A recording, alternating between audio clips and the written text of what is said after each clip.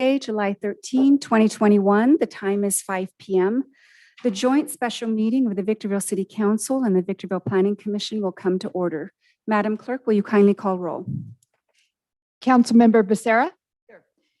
Councilmember Gomez. Present. Mayor Pro Tem Irving. Present. Mayor Jones. Here.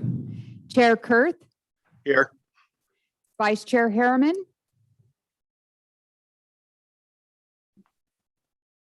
Vice Chair Harriman. I see him, but we can't hear him. Commissioner Cook Askins. Present. Commissioner Thomas. Present. Here. Bob's here. Very good. Thank you. We have a quorum for both the City Council and the Planning Commission. This evening, we're going to have our invocation by Pastor Dane Davis of Impact Christian Church, followed by our Pledge of Allegiance from Lieutenant Mark Peterson. Welcome, Pastor Davis. Oh, you know I did.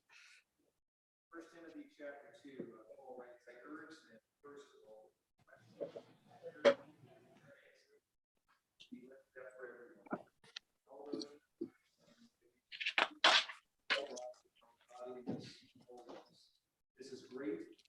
Peace is God. I was just thinking earlier, it's a wonderful thing when our city council passes. But this passage also reminds us as citizens of the city that it's our responsibility to pray for you. And so hopefully this is a double blessing. You are all prayed for and carrying out our duty. So let's pray. Heavenly Father, we do thank you for this opportunity you've given us to be before the City Council tonight, oh Lord, to hear the proceedings taking place. We thank you for each of our city leaders, from our mayor, all the way down, Lord, through the ranks of the City Council, and the Planning Commission, and all of our city employees here, oh God. We thank you for each and every one who serves the city faithfully. We pray that you would be with the proceedings tonight, Lord. We can pray, carry it out with peace, and Lord, to a large extent, peace. God, as decisions are made, we pray, oh God, that different opinions will be shared respectfully, and that, Lord, whatever decisions are made, in the city, and Lord, that it will be Lord, that brings honor and glory to you, because that's our highest goal in life. We stand before you and you alone someday and give an account for our lives, and we want you to speak those words, well done, good and faithful servant. So help us to be faithful in all that we do tonight. Help us to be faithful as citizens supporting our council, U.S. Council and Planning Commission as they carry out their decisions. Amen. Thank you, Pastor. Will we all rise? Lieutenant Peterson?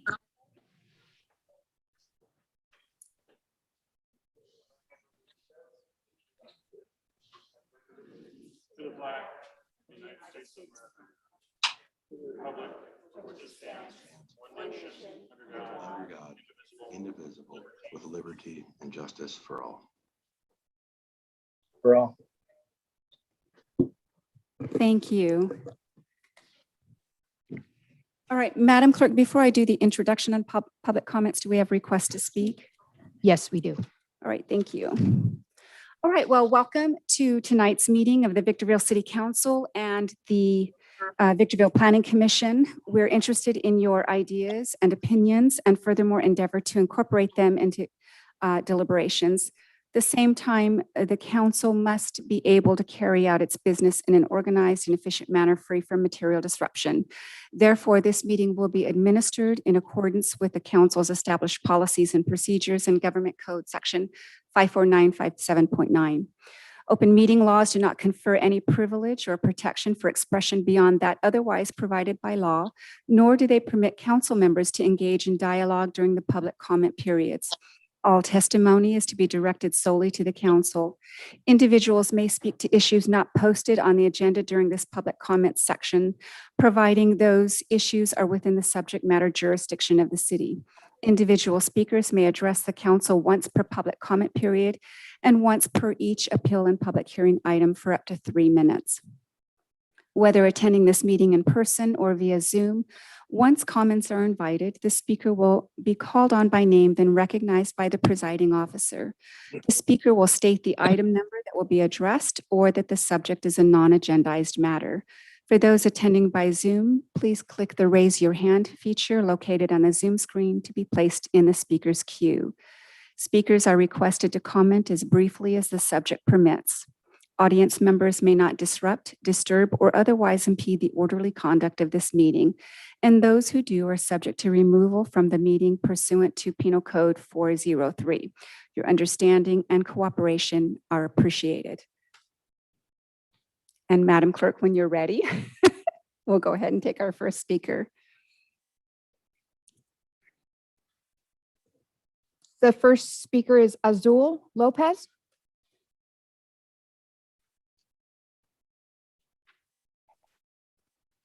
Good evening, sir.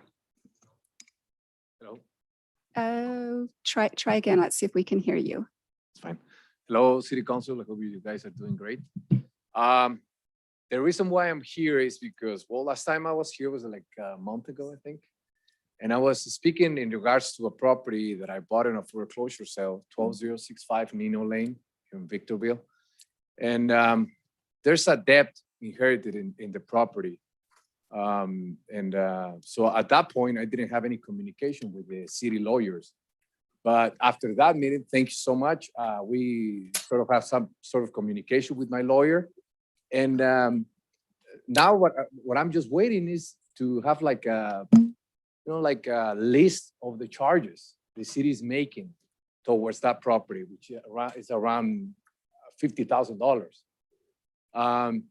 Now, I understand you guys are very busy, and me, myself, I am sometimes busy. But what I would like is just to have some sort of communication, because it's very frustrating, honestly, that one party is trying to have communication and the other one is not even answering. So that's all I ask, just be able to negotiate with the city lawyers. I'm not doing it myself, because when I was doing it myself, I was not heard, but now through the lawyer that I hired and I'm paying, I'm being heard a little bit, So hopefully we can get this done and we can get this through, and I don't have to come back and bother you, and you guys can keep going with other more important matters. So again, my name is Osviel Lopez, and this is in regards to property 12065 Nino Lane here in Victorville. Thanks so much. Thank you, Mr. Lopez, and this council assures you that you are not a bother to us. Thank you for coming forward. Madam Clerk. Angel Esparza.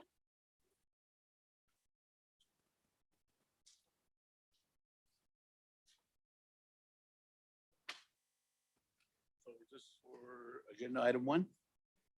Yes, sir, or if you wish to speak on a non-agendized matter, certainly. Mr. Esparza, it's good to put a face to your voice. Welcome. Okay, thank you. Good to be in person here. I always see you guys on the Zoom. So good evening, members of the council. A lot of familiar faces up there. So excuse me. So again, this is for agenda item 1. My name is Angel Esparza. I'm a representative and I'm a 22-year member of the Southwest Regional Council of Carpenters. I not only live in the high desert, I reside in the high desert, work seldomly and recreate within the vicinity of the agenda item. The city should review the SEAG's 6-cycle regional housing needs assessment allocation for the city and enactment policies and strategies to ensure adequate housing units for the city's residents of all income categories. The city should require new development projects to include additional community benefits, such as requiring local hire and use of a skilled and trained workforce to build those projects.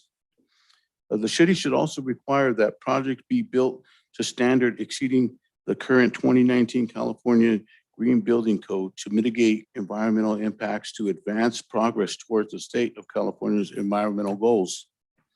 The draft housing element as currently proposed does not comply with the state planning and zoning law, so it fails to affirmatively further fair housing and provides an inadequate and flawed inventory of sites for housing development. That's all I got today. Nice to see you guys. Thank you. Thank you, Mr. Esparza. Madam Clerk. The next speaker is Derek Marshall. Mr. Marshall, welcome.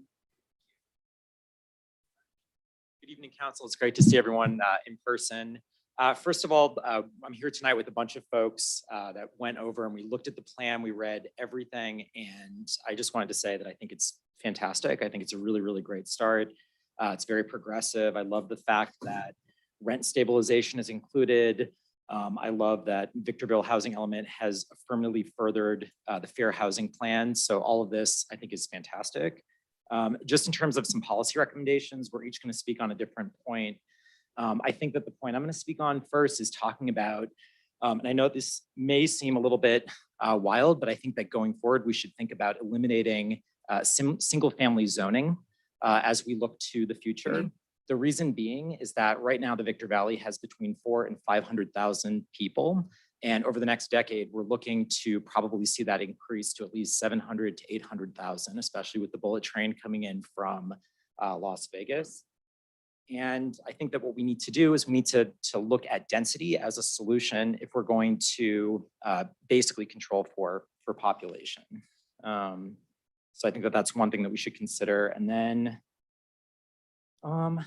actually, that's my only point. So Thank you. Thank you, for- Mr. Marshall. so nice to meet everyone. And you mentioned that you have a number of people with you. Are you representing any organization in particular? Not an organization, just a group Terrific. of concerned citizens. Sounds that- great. That, combed through this with the comb. So thank you. Perfect. Thank you, Mr. Marshall. Madam Clerk. Gurdeep Singh.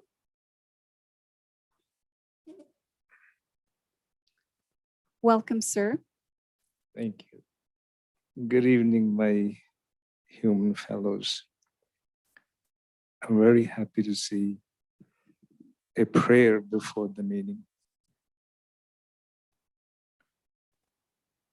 I'm president of a nonprofit organization called Gurdwara Prabhmane Ka Jao Incorporated, meaning desire to meet God. I intend to open a meditation center on Stoddard Wells Road. The address is 15975 Stoddard Wells Road. It's a little bit north of Route 18, Highway 18, maybe quarter mile. We put in an application. Prior to that, we had several pre-submittals. One of the item which bothers me a lot is the development of the road, forcing us via code to widen the road on east side of it, making 2 lanes plus bike lane plus gutter and the sidewalk, which involves a lot of earthwork, retaining wall, etc. And the property is about 1,300 linear feet. It's a big expense. And also there is suspension of these requirements in the code. I requested that, but staff said it's not up to them. You have to go to higher authorities, which would be Planning Commission. I understand that part too. We are all human beings and we sit in one building, not too far from each other, staff, Planning Commission, council. I wish there was a simplified solution for this nonprofit organization, for a meditation for people who can come at no charge at any time. They can come, meditate, learn how to be stress-free after work or the weekend. And it's amazing it works because I have practiced for the last 20 years. Your time is up. Sorry, Thank you. Sir, thank you very much. Mr. Metzler, can we see if someone can be in touch with this gentleman to further a conversation? Yes. Thank you. Madam Clerk. Via Zoom, we have BIA Southern California, I believe. Good evening. Yes, I was hoping to clarify, is this the time to comment on the housing element? It is. Thank you. Who do we have on the line? Hi, this is Carlos Rodriguez. Is it possible to turn on my camera? I'm sorry? Is it possible for the city clerk to my camera is off. Can they turn that back on so you could see me? We normally, just for audience members, Mr. Rodriguez, we normally don't put the camera on. Okay, well, I'll begin my time now and just say on behalf of the Building Industry Association of Southern California, my name is Carlos Rodriguez. I serve as executive officer. We represent over 1,100 member companies throughout the high desert and throughout Southern California. And we are eager to work with the Honorable Council and Planning Commission on your housing element. Specifically, we're excited about the opportunity in Victorville to bring the housing stock under Title 24, which is the most energy efficient, water efficient, and environmentally friendly housing stock in the nation. Unfortunately, as we speak today, Victorville is suffering from a dire housing shortage. If you speak with anyone from the high desert realtors, they'll tell you there's currently a 3-week supply of housing versus normally a 3-month to 6-month housing supply, which is causing a inflation of costs and of sales that are now bidding wars to drive up costs. The number one way to combat that is through your housing element, through your good planning, and specifically a plan to increase housing supply at all variety of housing sizes. Specifically, currently, there is been discussion about expanding residential designations, providing additional housing opportunities to meet a wide range of needs. One item we would like to express our support in exploring with you is the infill overlay district that will allow opportunities for lot size diversity. Currently, as you know, 7,200 square foot lots are the required minimum lot size. We would urge the council and planning commission under the current proposal to look at the proposed 7 units per acre and consider nudging that to 8 to 9 units per acre. What that will do will reduce the housing costs by reducing the footprint of land that is utilized. That will also ensure in the midst of a drought that you won't have landscaping demands and other demands that folks aren't really keen on dealing with in today's market. Bottom line is you look at today's Victorville. I'll give you one example. If you had a 40 acre parcel, you would have 132 lots. That would result in about 3.29 dwelling units per gross acre. That's not the 5 units per acre that currently is under the 7,200 square foot lot.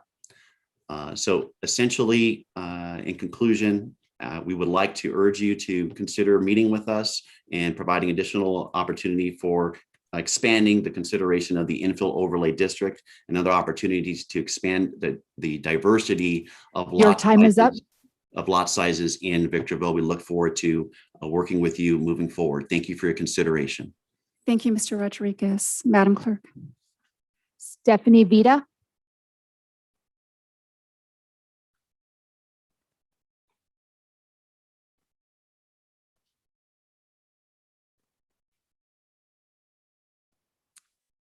She disappeared. Let me try Francisco Spagna.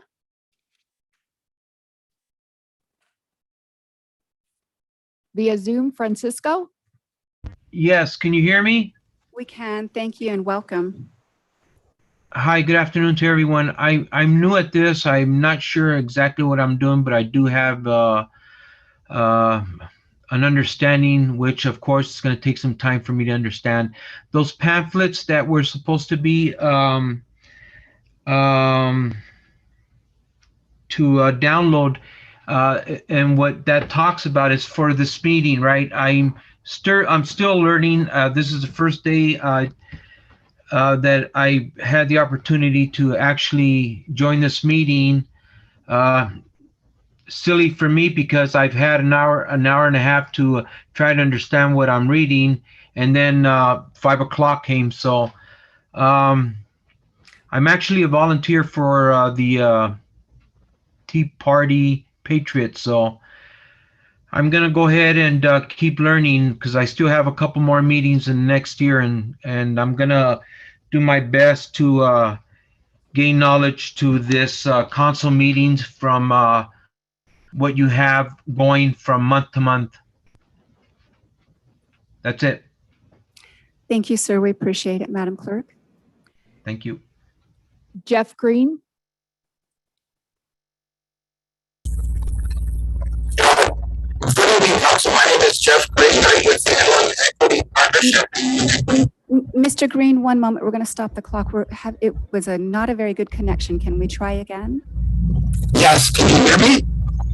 We can hear you, but it's very staticky.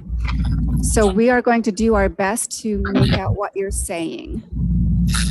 I will try to speak clearly. My name is Jeff Green. I'm with Inland Equity Community Land Trust, and I appreciate the work that your staff has put in on this proposal, and I think they've done a really excellent job. I commend them on including so much mixed-use zoning. That really pleases me. I think that we're, as an organization, concerned more with affordable housing. So the 4,300 units that you need for moderate income and 120 million higher, they would really benefit from being in mixed-use areas where at the ground level you can have employment opportunities and it reduces the amount of time to commute if you have a walk up and downtown. And I like the idea of doing that in the old town, and I think that's really commendable.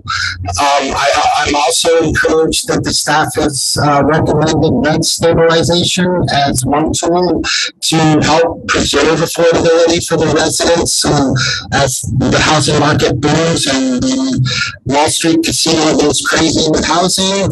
It's going to push more and more people into homelessness, and so we need tools like rent stabilization and other methods to encourage the development of affordable housing. I also encourage inclusionary zoning, requiring builders to build a certain set aside for affordable housing. A lot of communities are doing that, and I would encourage y'all to do that. And thank you. I look at a lot of the housing elements, and I think your staff has done a really commendable job. And thank you. Bye. Thank you, Mr. Green. I think we got through all of that. Madam Clerk. Valentin Godina. Well, welcome, Mr. Godina. It's been a while. Yes, thank you. It's quite different restarting live again from such a vacation that we had from each other. But it's good to see everybody back and healthy and ready to get back to business. Since the times of Abraham, God told us the meek, the poor, and the unhoused will be with us. And he entrusted us to take care of them. The reason they are unhoused is not of our immediate concern. That's not what he asked us to look for. He asked us to make sure they were housed and they were fed. That was what he asked us to do. And I thank you for bringing this up, and I hope we continue going in the proper direction. We need to move past density being equated to affordable housing. That is not the same. There's quite a difference, and with the time given, there's not enough time to explain it. I believe you all know the difference. We do. this using the state's density descriptor for affordability is quite flawed because the state is so large that affordability ranges very widely from county to county and area to area. So we also have to keep that in mind. When projects are being considered, we're using bonuses for incentives, which is good, but we also have to consider our workforce. We, the community, want to participate in helping our unhoused, and we deserve the right to participate. It is our tax dollars, and we should be making sure that our tax dollars help our residents, our citizens, not only the unhoused, but those that are trying to continue to make a living here in the high desert for their families. Otherwise, this will increase the unhoused population because we continue to send out work out elsewhere, and there goes our tax money. And I think we all know that. We've all seen it.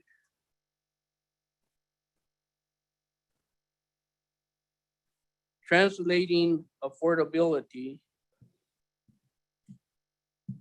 to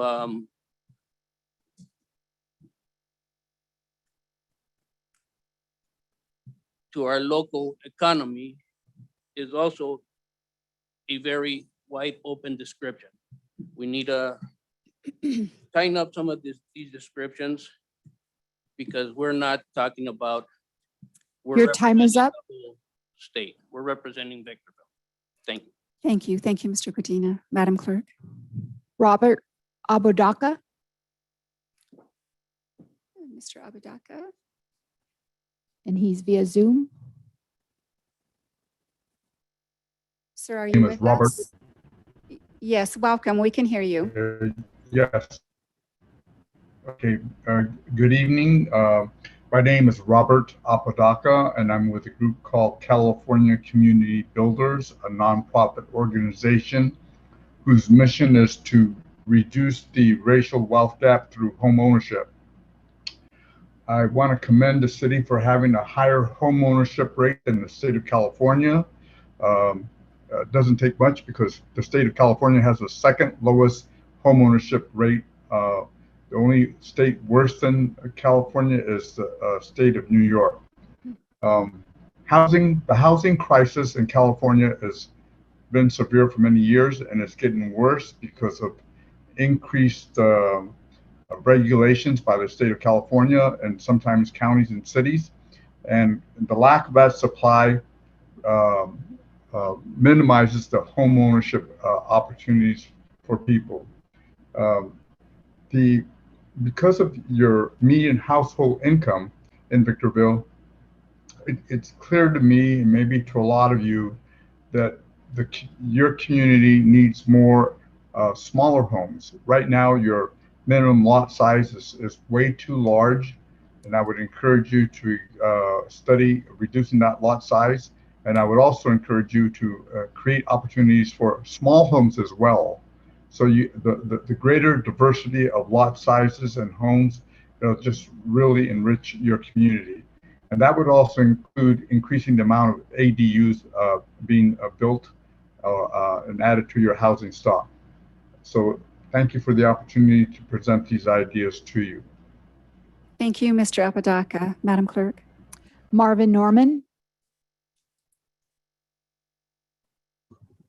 Hi, can you hear me? Yes, welcome, Mr. Norman. Thank you. My name is Marvin Norman. I'm a policy specialist with the Center for Community Action and Environmental Justice. And we just would like to commend the city for working on the housing element and just continue to advocate for making sure that the housing element furthers some of the goals that other speakers have mentioned of making sure that the housing stock is diverse and affordable for all levels. And also we want to also for the housing element update to look and make sure that, especially for the lower income categories, the LI and the BLI, that those categories are not just stuck on a couple lots that are close polluted sources or sources of like irritants, like warehouses or freeways or whatnot, and that that if those lots are designated, that in the future that they also don't get those type of uses cited near them, which is unfortunately been a legacy that's plagued too many communities that they end up being impacted in that manner. So once again, we just like to thank the city for working on the update and to make sure that it doesn't perpetuate injustices in the community, but it helps the communities get past anything that might have been a problem in the past. Thank you. Thank you, Mr. Norman. Madam Clerk. Janet Burnaby. Hi, oh wait, hold on. Hi, good evening. Can you hear me? Yes, we can, and welcome. Oh, thank you. Thank you so much. First off, my name is Janet Bernabe. I'm the organizing director for the Center for Community Action and Environmental Justice, also CCAJ. First off, I wanted to thank you for including rent civilization in your policy recommendations, for drafting the Victorville's housing elements and affordability, furthering fair housing plan in your policy recommendations. Overall, I do have policy recommendations of housing with an EJ element. So adding inclusionary zoning into policy recommendations, add new zoning and ordinance for IDU without conditional use permits to remove barriers for potential tiny homes. Also existing warehouses and logistics regulations to protect residential and public spaces from negative effects of industrial uses that don't go far enough. Also the setback standards for warehouses and logistics abating residential zones and public facilities that aren't even 300 feet, or a good standard would be 1,000 feet. Let's see, eliminate the single family home zoning. We are running out of space as the potential population is growing. Eliminating single family homes zoning can provide the option for incremental density like missing middle housing. It can also help with new households that move into communities that are currently unavailable to them. So overall, thank you so much. Thank you, Ms. Bernabe. Madam Clerk. The next is a phone number, 619-534-5399.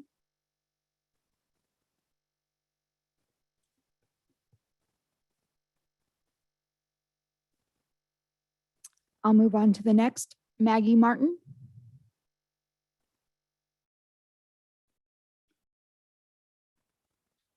Ms. Martin, are you with us?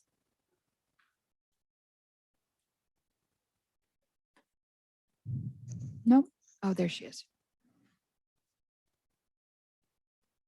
She's unmuted, but we can't hear her. Okay, so we'll move on and we'll try. We have a phone number and Ms. Martin that we can't seem to hear, so we'll try again. Are there any other speakers? There are no other speakers. Right, oh, yes, one moment, Member Gomez.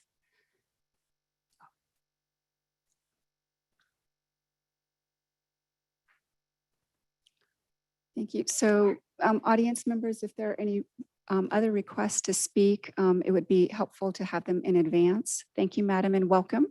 Hi, good evening, council. I hope we have a productive meeting. Victorville needs to lead the high desert, so we need a really strong city council. And I wanted to echo a lot of the statements about housing. It's going to be a big push. We are having more people move up to the high desert. We are at capacity for a lot of our rental and multi-use apartments. So I'm really excited with the housing plan that I've seen. I would like to echo tiny homes. We need to have them available without conditional use permits so that people can afford a place to live, especially our homeless population. Also, I would like to echo the comments on warehousing. Tomorrow, the Planning Commission has a big warehouse planned, another big warehouse planned to start, and we need to make sure our schools and residential areas are protected, especially those with asthma and other health conditions. So the setback needs to be at least 1,000 feet. 300 feet isn't enough. We can all smell smoke and things from fires and things that have been 300 feet away. So most of us know that we need more distance for both safety reasons and health reasons. And last thing, let's make sure we have a good mix of mixed income housing and inclusionary zoning, 75% market rate and 25% affordable. That is what the standards that other cities are. In Victorville, we were small, but we're getting to be a regular size city. So we need to start including our low-income people in our housing plans. Thank you. Thank you. And I didn't catch your name. Karima Abdul Kabir. I thought you might be. It's good to see you in person. Yes. Oh, yes, I'm back. Yes. Very good. Madam Clerk, can we try that phone number again? Yeah, 619-534-5399. And if you hit *6 to unmute yourself. Hello, can you hear me? Yes. Welcome. Who do we have Okay. on the line? Hi, this is Stephanie Vida Pasarin. And I Yes. just want to give a shout out to the planning department. This housing element was really pleasant to read. Overall, I really appreciate the focus that has been given to create space to build more housing. I would like the council to consider and be more bold in your upzoning policies. You mentioned moving from 20 to 30, so perhaps consider moving from 30 to 40 as other cities in Southern California have done. One concern that I had when I was reading the plan is that the demographics was painted as a vibrant, which we are, but also affordable city, which unfortunately we are not. Most of our residents are considered that vulnerable population. The majority of our renter population is housing insecure, and our renter population now makes up 45% of our residents. Also, our renter population is that working class population. The housing element stated that renters make up anywhere between 25-year-olds to 44-year-olds, which again is our working class. If you look recently at our housing price for renting, the average price to find a unit is between $1,200 to $1,900, with the most affordable being apartments of 1 bedroom listed at $1,000, and those tend to be month to month. That's very challenging for a family that's between 25 to 44 years of age that is trying to form roots here in Victorville. The majority of our population, according to the housing plan element, again, is a renter population. It can be very difficult to move into home ownership if you are housing insecure because it's very difficult to save up for a down payment program, which leads me to my next concern. While we do have a need for affordable housing, while the need for affordable housing was stated throughout the housing plan element, the primary tool does seem to be upzoning, but there's no real concrete strategies as to how the upzoning will lead to affordability. We've seen cities like LA, New York, San Francisco, which have plenty of upzoning. But if we're not meeting the actual demand, then the supply is still not going to catch up, and the market rate will still not be affordable for the residents. So I have a lot of questions that I'd like to clarify, but we don't have time. As you can hear, I'm being very fast. In conclusion, I do want to point out that we need very specific ordinances. In the plan, you guys quoted the need to propose the action of continuing to consider alternative forms. When I read that sentence, it just sounded like we need to keep thinking about it. I think we needed concrete strategies. We need things like adopting an affordability clause, inclusionary zoning ordinance, eliminating single family zoning, rent control for people on fixed income, and the allocation of CDBG funds as well as home funds for housing development and new incentives, just to name a few. Thank you so much, and I hope you all understood me because I was very fast. Have a You good day. did a great Bye-bye. job. You kept us alert. Thank you so much. Madam Clerk, is Ms. Martin available? All right, thank you. So with that said, we do have a request from Councilmember Gomez to speak as a member of the public. She is free to do that and does so outside the auspices and authority of a council member. Welcome, Ms. Gomez. The reason I have to do it up here is because We can't hear you, Ms. Gomez. I think it's the other mic. okay, so the reason I have to come down here is because I'm not allowed to speak Spanish up at the dais. Durante más de 40 años, California ha requerido que todos los gobiernos locales, ciudades y condados planifiquen adecuadamente para satisfacer las necesidades de vivienda de todo en la comunidad mediante la adopción de planes de vivienda como parte del plan general. Este plan general sirve como modelo de cómo la ciudad crece y se desarrolla, que incluye 7 elementos: el uso de la tierra, transporte, conservación, ruido, espacio abierto, seguridad y vivienda.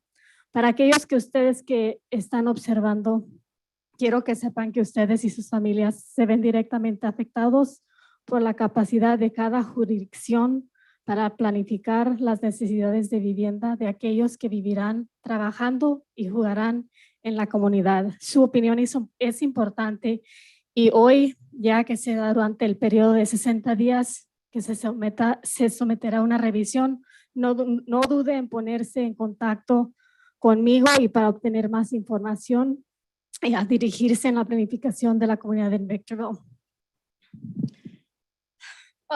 For over nearly 40 years, California has required that many of our local governments, which are cities and also communities and countries, to adequately plan for meeting what's called the housing need for everyone in the community, for adopting housing plans that are part of this thing called the general plan. For the general plan that is serving Victorville, which is like a blueprint, also know that it's part of development and how there's going to be more growth, which includes 7 of the different elements, which include land use, transportation, conservation, noise, open space, and safety for housing. So I wanted to take this opportunity because we have a lot of people that are excluded from here because they're not able to speak or they don't speak the same language. So it's really important for us to begin to understand that we need to be more inclusive. And I really do echo a lot of what Karima has said and other people have said here, including the union carpenters. Thank you. Thank you, Ms. Gomez. Madam Clerk? There are no other speakers. Thank you. With that said, the public comment period is now closed. The chair brings the item back to the council. We're now going to proceed to our first and only business this evening, which is item number 1. And this is the initial draft of the general plan housing element update. Mr. Metzler, will you kindly tee up the item and then make the necessary introductions to, I'm presuming we have a presenter this evening? Thank you, Madam Mayor and members of the council. Yes, we do have some presenters that I will ultimately have Mr. Scott Webb, your city planner, come up and introduce, and they'll be making a presentation via Zoom. Really, the point for today is to have you, along with the Planning Commission, together in a single venue to bring you both collectively up to speed as to all of the progress that's been made with respect to the update to our housing element. We've actually gone public with a draft of that document starting July 1st, and we're effectively in the public comment period for that document. So with that, the main purpose today is to bring you up to speed on the progress and certainly provide an opportunity for the both bodies to offer a comment and feedback and answer any questions or comments you might have. So with that, I'll invite Mr. Webb up to the podium to introduce his team that's been working feverishly to not only get this presentation done, but to get the housing update in its draft form. Good evening, Mr. Webb. And commissioners. I'd also like to thank the public for joining today and providing their input. As our city manager mentioned, this meeting does serve as like a kickoff to the public review period of the draft housing element. Staff's excited to bring this document forward for public review and to give an update. This has been a culmination of 6 months of work that the Planning Commission has held various workshops on, and staff has engaged the public with various stakeholder workshops. So we're excited to get the public's input. Also like to mention that the public review period, we plan to take comments all the way through September 20th and then return back to the Planning Commission and City Council for the ultimate adoption. Just to give an overview, we're going to have a brief presentation. The overview will go over what work has been done so far. Scott, would you repeat that date, September 30th? September 20th is Thank you. last time the public will provide input. And then at that point, we'll finalize the housing element, bring it back for Planning Commission review. And the Planning Commission will then recommend the document to the City Council. And we hope to have the City Council take action before the end of the year. So with the presentation today, it's about 20 to 25 minutes, but we wanted to give an overview of not only the housing element, but we're also updating other elements of the general plan. We also wanted to go over the public engagement that's been done thus far, go over relevant state law that requires this to be updated, and then also provide a synopsis of the components within the draft element itself. And go over the next steps in the process. So along with myself, Michael Starzinski, our senior planner, have been working on this project, and we've been working alongside Harrison Associates. Today we have the director of Harrison Associates, Hida Mosesman, who will be going over the presentation with us today. So without further ado, I'll hand it off to Hida. Good evening, Hida. All right, if we could just hold on one moment before the presentation begins. So council members and commissioners, the chair invites you to take any notes. You should each have a hard copy or an email version of the PowerPoint presentation that we're about to see. If you'll make notes, it will help so that at the end of the presentation, you'll be more prepared to ask your technical questions for clarification. Thank you, Mr. Webb. All right, Hida, the stage is yours. Thank you, Scott. Good evening, members of council and planning commission. My name is Hita Mosesman. I'm a senior director with Harrison Associates. I lead the community development and housing business unit of the firm. A little bit of background about me. I have over 20 years of experience in community development and housing with a particular focus on affordable housing, both the planning side and the development economics and implementation side. And with me this evening is our project manager with Harris, Dima Galkin, who also has over 8 years of experience in community development and housing, also with a focus on affordable housing. And with that, we'll jump right into it. So we wanted to go over a little bit of background about what process is happening right now and why. As Scott had mentioned, we are discussing the housing element update tonight. The state law requires that every city and county in the state prepare a housing element update every 8 years to plan for the housing needs of the community. The housing element update, oftentimes in many cities, especially with higher housing allocations, triggers other types of general plan updates as well. The general plan is the guiding document of a city. It's the blueprint for the community development of a city or county. And the general plan has chapters, I like to call them, or elements. There's a housing element, a land use element, a safety element, environmental justice, etc. There's some required elements and some optional elements. When the housing element has to be updated every 8 years, many times it triggers updates with these other chapters or elements, including land use, safety, and environmental justice. And in fact, we are in the process of working on those 3 elements. The land use element update is currently underway, is guided by the housing zoning and planning that would need to take place to fulfill your housing planning needs and goals. The safety element is also being updated, and the environmental justice element is being prepared. This is a new requirement pursuant to state law that does apply to Victorville. Next slide, please.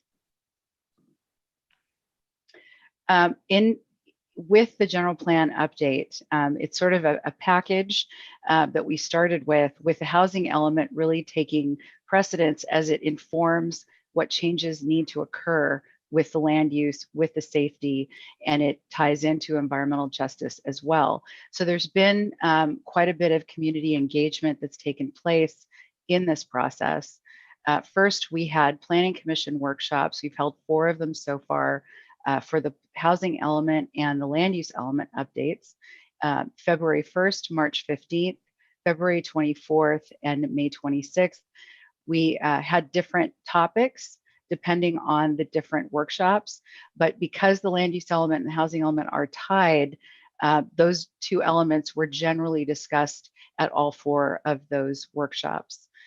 We are here this evening with the Planning Commission and the City Council so that we can present the document to you as you've received it as part of your agenda packet. And the safety committee, the safety element, there was a committee formed to review that update that has been meeting for the past 2 months.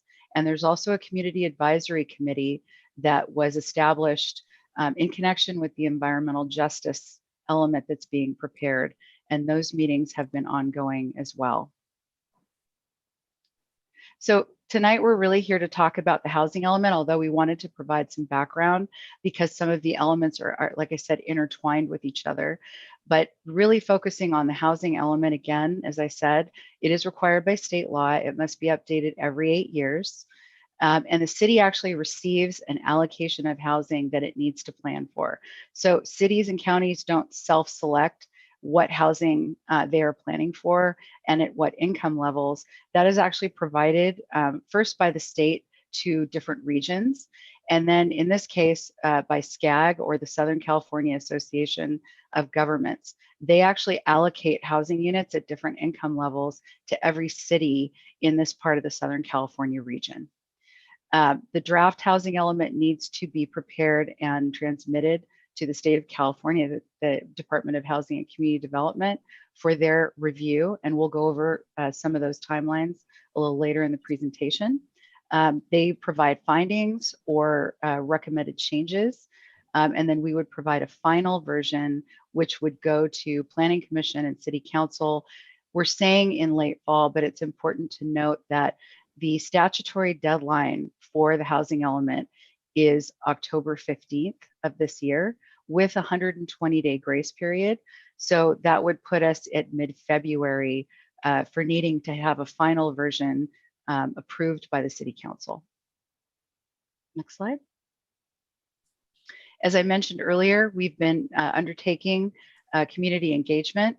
We've had public workshops, and there were 3 that had topics relating to the housing element. 1 in February, 1 in March, and 1 in May. We also put out a survey to the community, kind of a lengthy survey, to ask about needs, housing wants, asking about where housing should go, and asking about mixed use and how the community feels about that as well. We actually received 105 responses, which in our experience is a very good response rate. We're very pleased that that so many people took the time to answer a number of questions about housing in the community. We also held additional stakeholder meetings, and the majority of those really involved meeting with the BIA, or the Building Industry Association, which are typically market rate developers. It's a professional organization for them.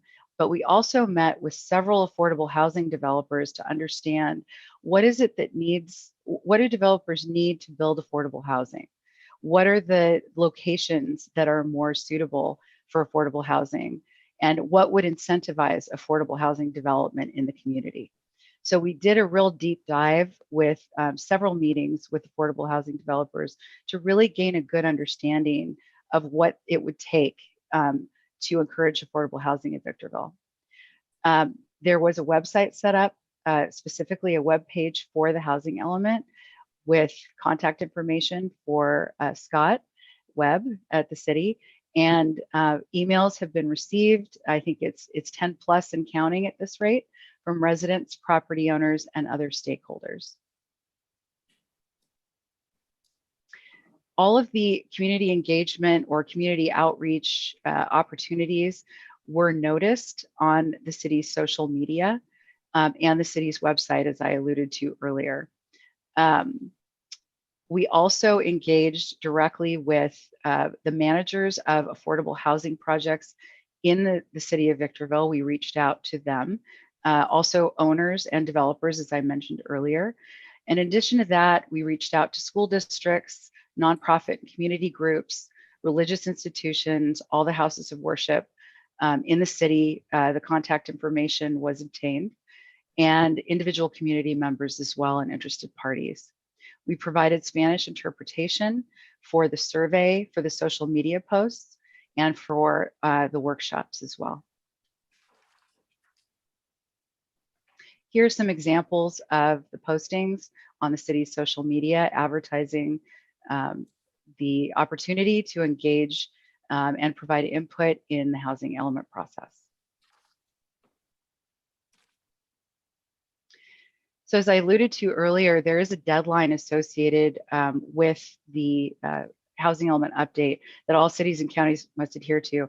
In the SCAG region, or this region of Southern California, as I said, it's October 15th. It varies by region. And in light of that, we have a proposed schedule that could vary depending on what the state's comments are on the housing element and the time it would take to get a final approval from them on their on the draft itself. So tonight is the 13th. We're here to review the housing element draft. We will be submitting this to the state within 1 week's time, which will trigger a 60-day review period, which is a review period really for everyone, but it's the 60-day review period that's statutorily required in state law for HCD to be able to review your housing element, provide their comments and their findings. We anticipate that the final draft housing element would be completed, and hopefully we get our comments incorporated by the mid to late October. And then we would bring back the final version of the housing element to the Planning Commission in early November. We're saying November 10th. Again, this could vary depending on the response that we get from the state and the timing of their response on the draft housing element. We anticipate council will see and take the final housing element in early December, and that will allow us to submit to the state in mid-December. Again, there is a 120-day grace period for the housing element update. That puts us at mid-February. The next slide. There are a few considerations I think that are important to bring up, especially in light of the deadline that really does seem like it's quickly approaching. Because of the COVID-19 pandemic, there were some delays in SCAG, or that Southern California Association of Governments, making final determinations on the housing allocations to all the cities in this region. So they didn't finalize those numbers until March of this year, which kind of delayed the process for cities and counties, as they really wanted to have the final numbers before they really got too far into their housing element processes. So that was one sort of delay that resulted in many cities being sort of on the same schedule that we are here in Victorville. Additionally, there's a very important component of the housing element called affirmatively furthering fair housing. And there have been a couple of comments tonight about that section. That is a new section enacted by state law recently. The guidance on how to prepare that section and what the state will require in that section was just released at the end of April. So that provided a little more of a delay because, of course, we wanted to prepare that section in accordance with state law. Again, the housing element itself, another consideration is it was posted for public review on July 1st and will be posted for a full 3 weeks before it's even sent to HCD to allow for additional review time beyond the 60 days. The state could provide additional changes and require those changes. So this draft could be subject to some of those changes that, of course, would be coordinated with staff. And again, the deadline that I just wanted to clarify of October 15th, the 120-day grace period, putting us in mid-February. And I did want to mention as the final consideration that there are pretty severe repercussions for not having a certified housing element. I can answer any questions that deal with the specifics of that, but it is very important that all cities and counties adhere to the requirements of that deadline. As I said, the housing element has been available for public review as of July 1st, so a couple of weeks now. And here is a link to where that document can be found on the city's website. I will just do a brief overview of the sections of the housing element, just to give you an idea of what this document consists of. We have an introduction, which is really just its background and the purpose of the housing element and the role of the housing element. Next, we have a community profile, which really identifies the needs, the housing needs in the community. This relies heavily on census data and data that's been pre-certified by the state of California through the Southern California Association of Governments. This data are on things, demographics, age, income levels, racial demographic profiles, housing characteristics, the percentage of income spent on rent or cost burden, and also special needs housing, those with developmental disabilities, veterans, female heads of households, seniors, and others. Next, we have the housing constraints section. Again, all of these sections are required by state law and adhere to state law. There are two types of governmental constraints that are identified. Those that are non-governmental, and these are market factors. These are things like the cost of land, the things the government, the city cannot control. Construction costs, financing costs, the availability of financing, things that are outside of governmental control, as well as environmental conditions, the physical environment like floodplains and biological resources. Then there's a section of the housing constraints that deals with those things that are within governmental control.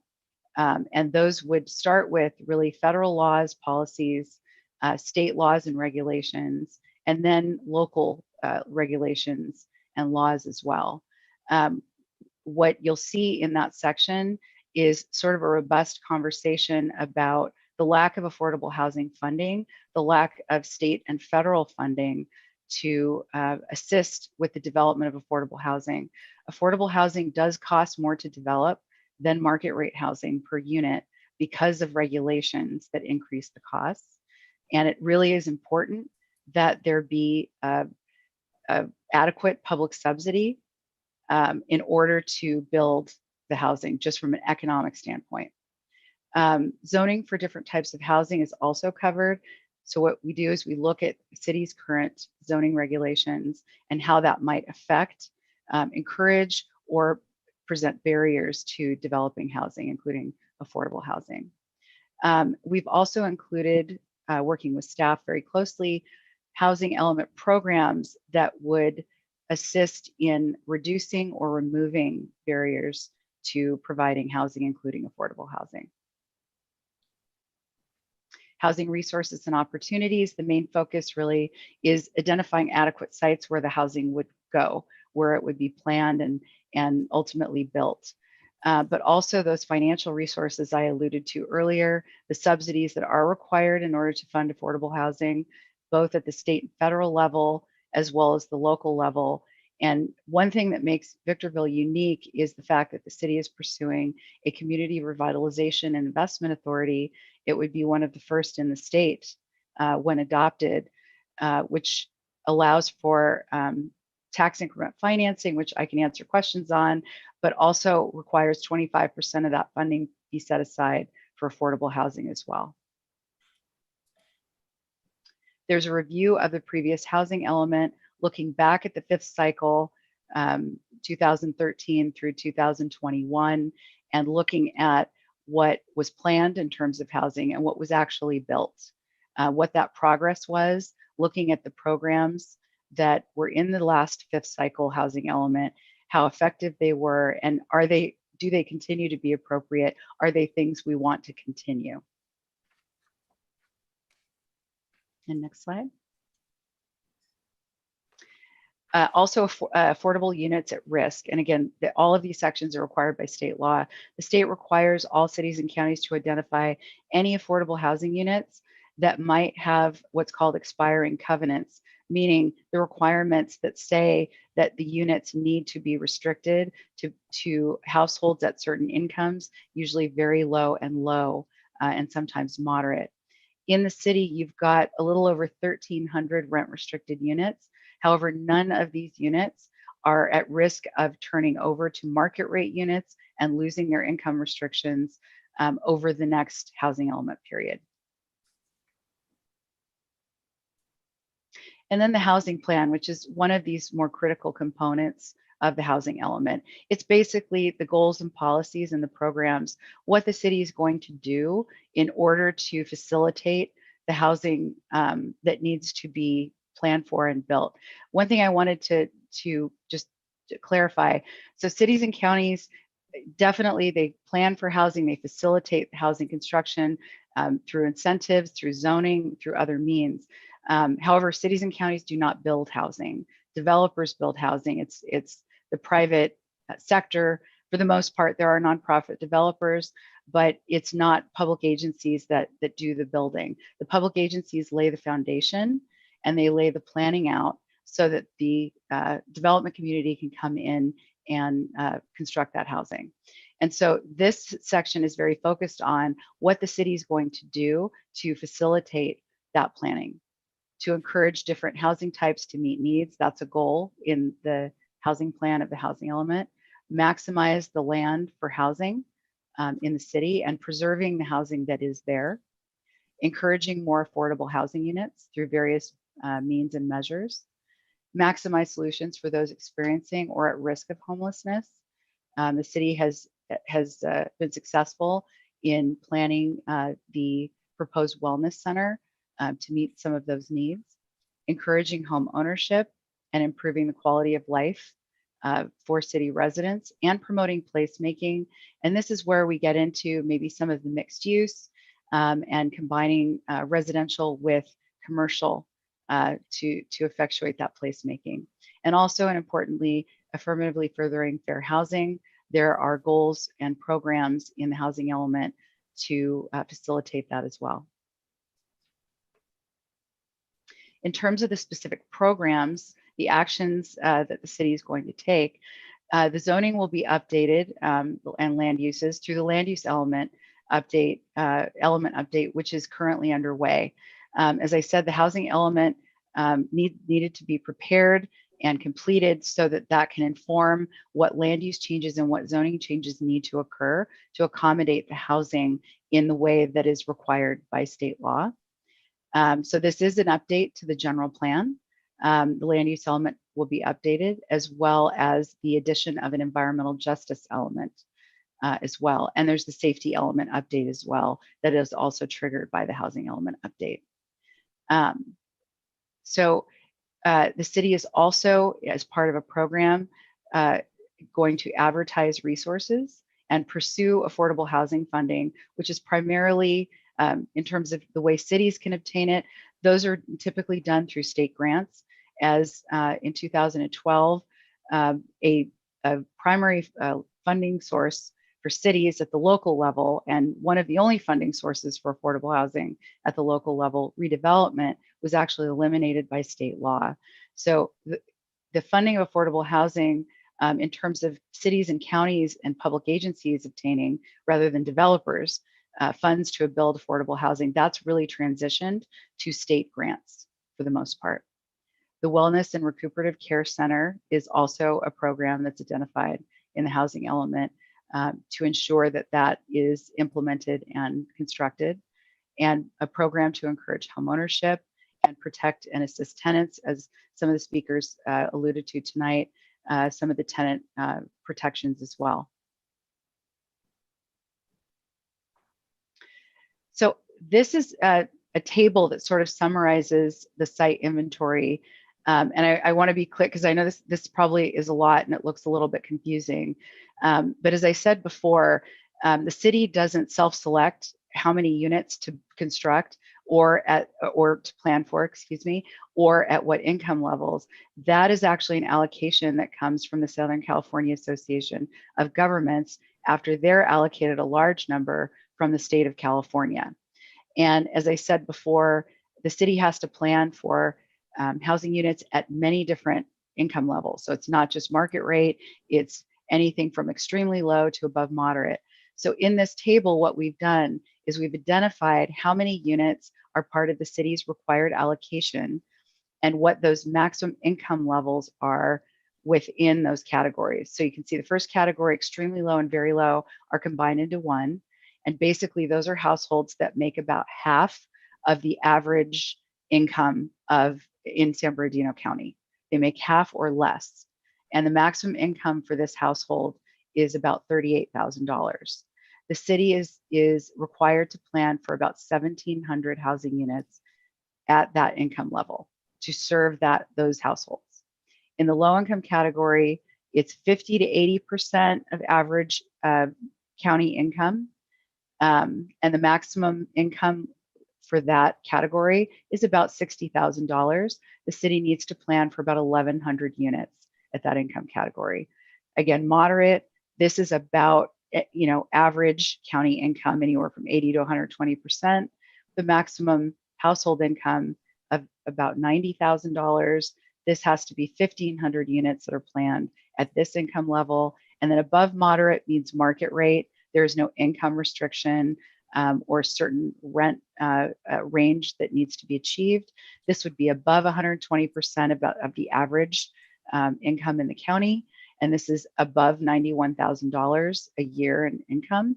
And that number is about 3,800 housing units. So again, these numbers are not calculated by the city.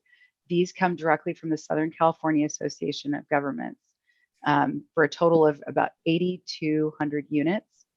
And state law mandates that the city take this number and plan for this number of units under state requirements for what's involved for these units in the housing element update.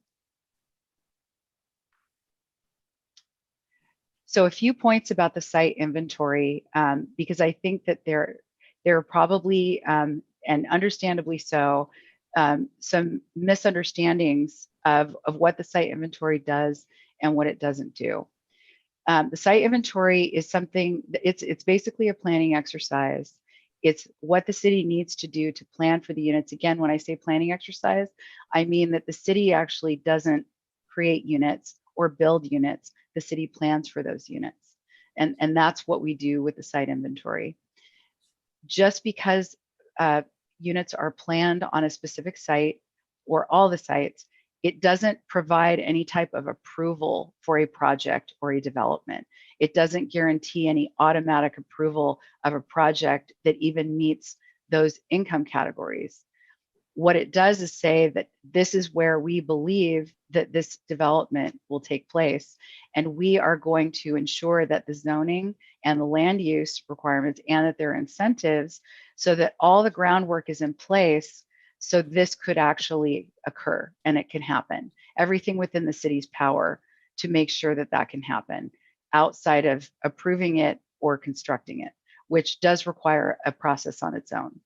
And it also does not restrict development on those sites, because if residential units are identified on a site that allows for mixed use, meaning commercial or residential, it doesn't in any way prohibit commercial development from happening on that site.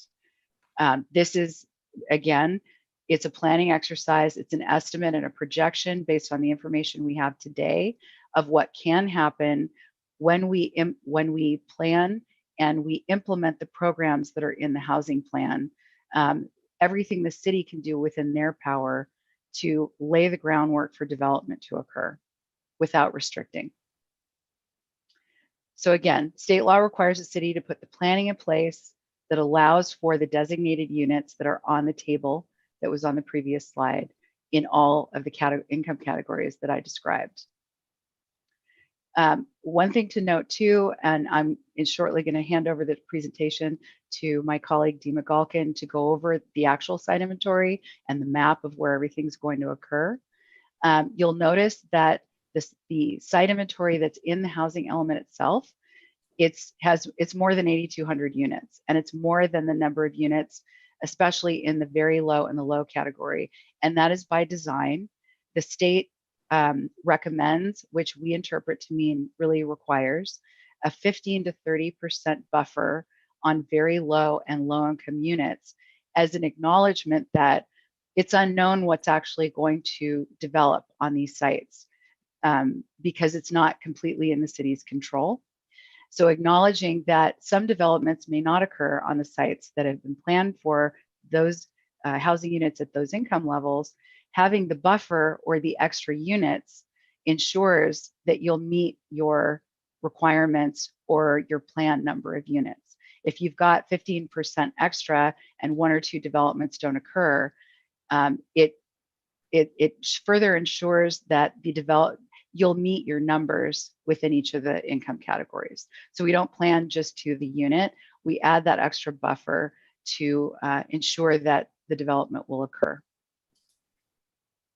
It includes existing planned development. So anything that's in process right now, anything that's entitled or has building permits that are issued as of July 1st or after is actually included in the site inventory. So we'll show things that are currently planned and either soon to be under construction or going through the planning process. There is a limited number of commercial properties rezoned to allow for mixed uses. Again, affirmatively furthering fair housing, excuse me. The idea behind that is that affordable units are spread throughout the community. They're not isolated to just 1 or 2 areas. And in order to ensure that that happens, a lot of times rezoning in commercial areas is a really good way to ensure that that occurs so that it's, as I said, spread throughout the community and not in just certain areas of the city. And then limited densities limited density increases as part of the housing element update will allow for more single family. So you're increasing the number of units that can go on a single family zoned site or a multifamily zone site, allows for more housing in those 2 categories. And one important note, this will be my final comment, the state law does mandate certain densities for very low, and moderate income units. Very low and low need to have minimum densities of 30 units per acre, just period. Every city has to adhere to that. That's the minimum density that those sites can be. So if you see 30 units per acre in the housing element update, you'll understand that that's trying to adhere or really is adhering to what the state mandate requires. So this is the table that compares the allocation that the city received from SCAG. That's in the blue, the 8,200 units. And then next to that, in sort of the light green, that's the actual number of units that have been planned as part of the housing element. So to go through the table quickly, and bear with me, I think it's important to go through the income categories. For extremely low and very low, your requirement was 1,700 units. The site inventory actually, it contains 1,000 additional units at over 2,700, and including a buffer for that. The low income category, again, the allocation was about 1,100 units. The site inventory contains 2,000 units at that income level. Moderate is 1,500 that was required. What was actually put into the site inventory was over 2,500. And for above moderate or market rate, the requirement was 3,800. And we have about 8,000 units in the site inventory to allow for market rate. So bringing your grand total of units in the site inventory in your housing element update to over 15,000. So exceeding what those minimum requirements were from the state to adequately plan for a plethora of sites, a lot of sites, to provide lots of opportunities for development to take place if and when certain sites, that certain development does not come to fruition. You're still going to meet your requirements. You're still going to meet the needs of the community at different income levels. And with that, I'd like to turn it over to my colleague, Dima Galkin, who's going to walk you through the site inventory and some of the information about the appendices to the housing element update. Thank you very much. Good evening, Madam Mayor and Honorable Council. My name is Dima Galkin. It's a pleasure to be here tonight to discuss the housing element with you. So thank you, Hida, for covering all of that ground. So I wanted to discuss the site inventory specifically and cover where the sites are located. So as shown in this map, there are a few maps that that we'll get to. This is the first one. And I do want to point out that there are more detailed maps available in the housing element for anyone interested in taking a closer look at these. The sites were selected through a process that included reviewing proposed or pending developments, like Hita mentioned. So anything that is entitled or there's an application. We even looked at, with Scott's help, where property owners or developers said they might develop something. We looked at those and included those as appropriate. And another factor that we considered when identifying these sites is to make sure that sites were located throughout the city in different neighborhoods with access to utilities, public services, and amenities. And this was particularly true for the lower income, the lower income sites. We wanted to make sure that they weren't concentrated in one area, but rather that they were spread throughout the city, and particularly close to things like schools, parks, and public services. This map here shows the northern part of the city, including the Old Town and Civic Center specific plan areas. There are, throughout the city and in the site inventory, as Hita mentioned, there are proposed zoning changes, changing commercial zones to mixed use to allow for higher density residential development on some of those sites.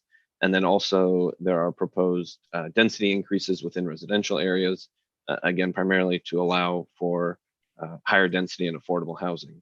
So in this part of the city, there are no zoning change. None of the sites shown here have a proposed zoning change. And there are a handful of sites with proposed increases in density, and those would be sites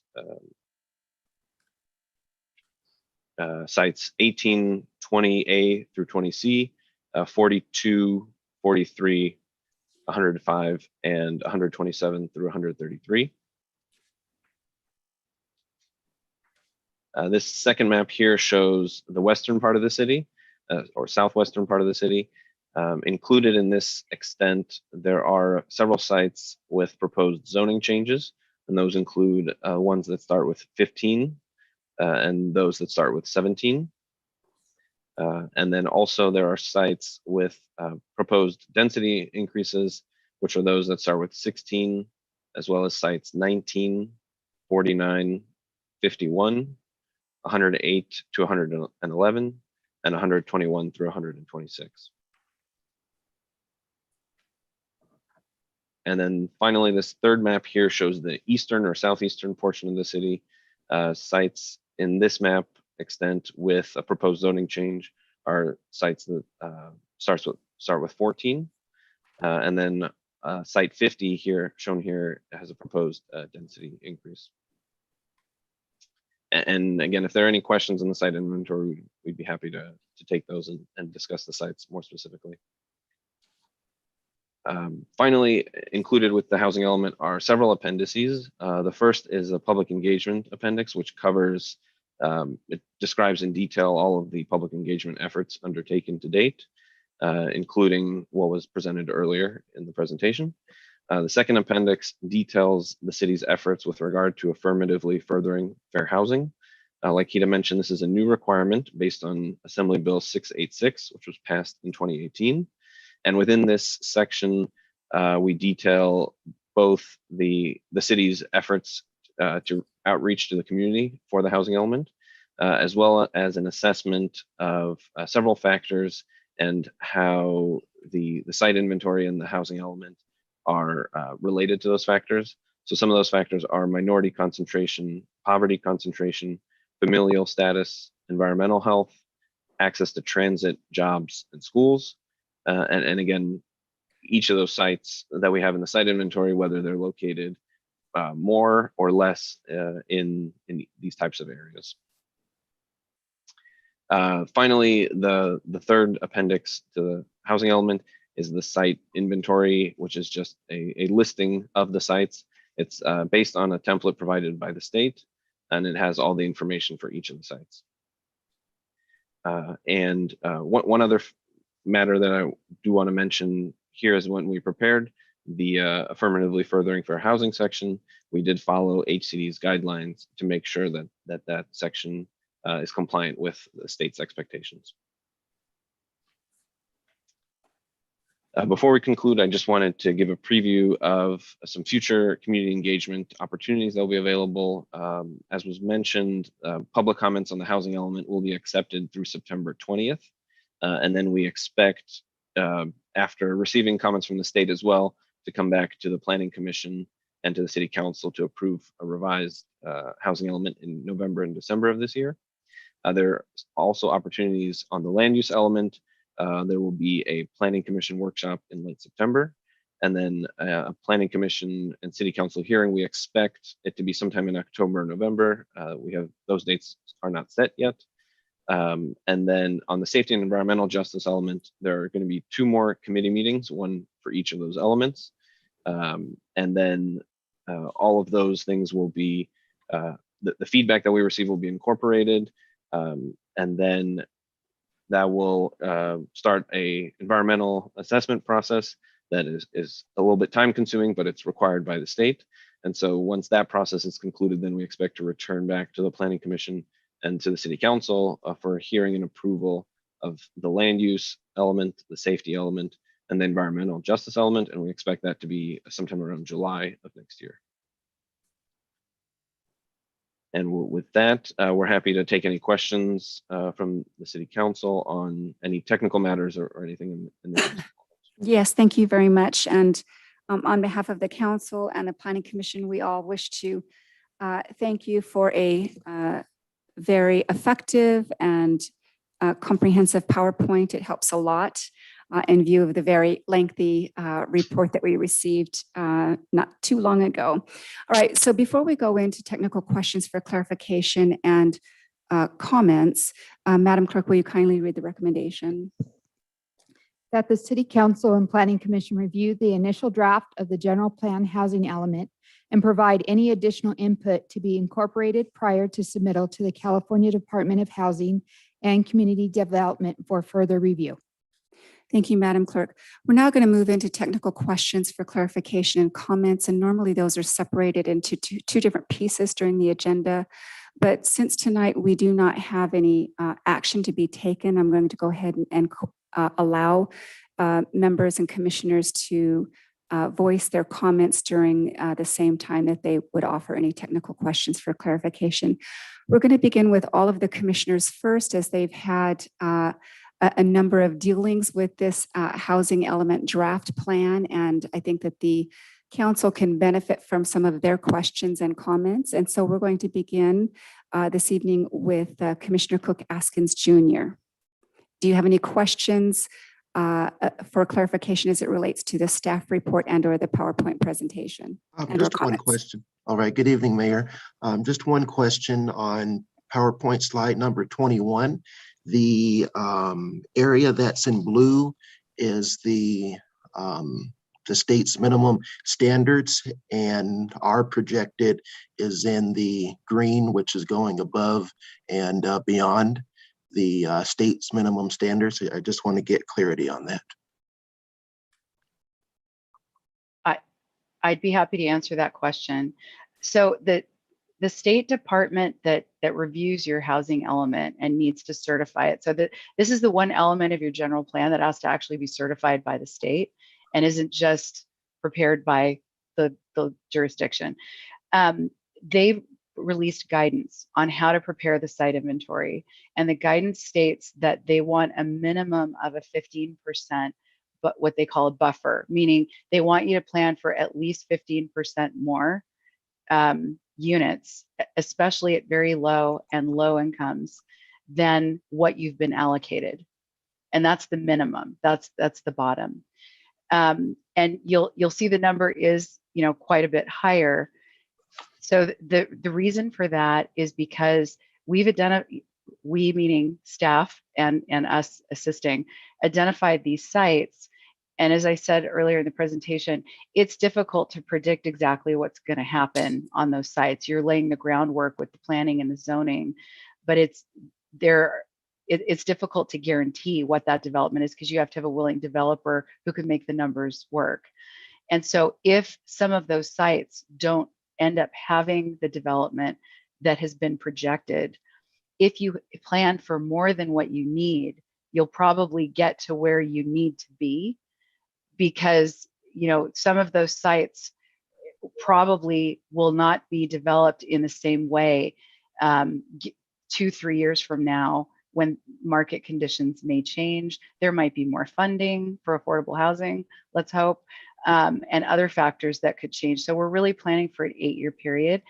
In the event that you just kept it to your minimum requirement, it is on the city to find a new site for any low or very low income units. For example, if there was a site designated for 100 units and 25 were very low and 25 were low, and a market rate development happened on that site, ended up happening 5 years later, it would be the city's responsibility to find a new site to allocate the 25 very low and the 25 low.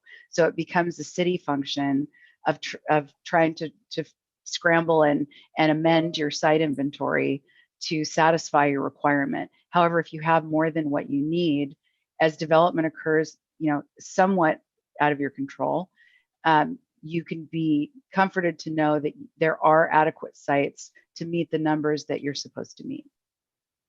All right, thank you very much, Sheeta. And thank you to Mr. Webb and Harrison Associates for their work that they've been doing over these last few months. Is very much appreciative. Thank you, Commissioner. All right, Commissioner Thomas, questions or comments? Yes. Earlier, it was mentioned that SCAG determines the allocation to each of the cities on the number of units that they're to, I guess, have accomplished have built in the next 8 years or 10 years.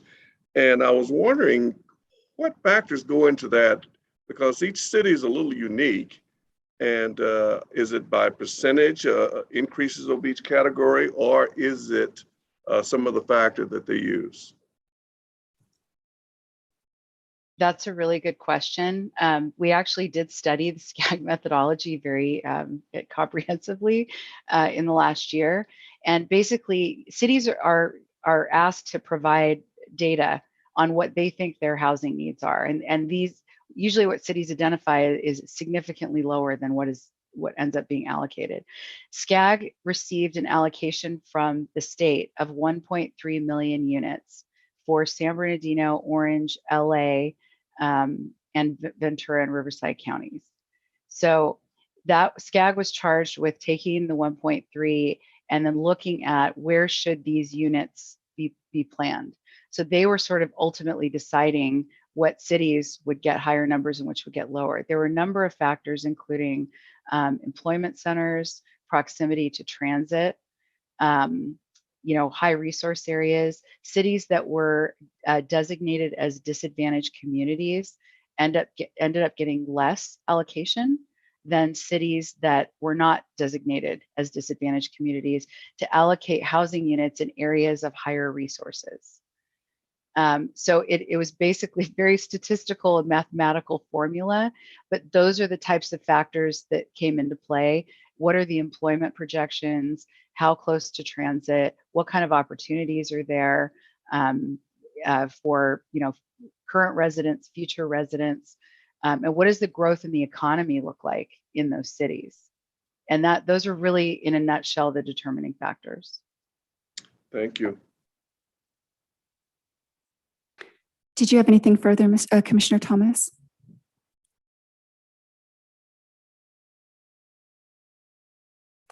I will take that as a no. All right, Vice Chair Harriman.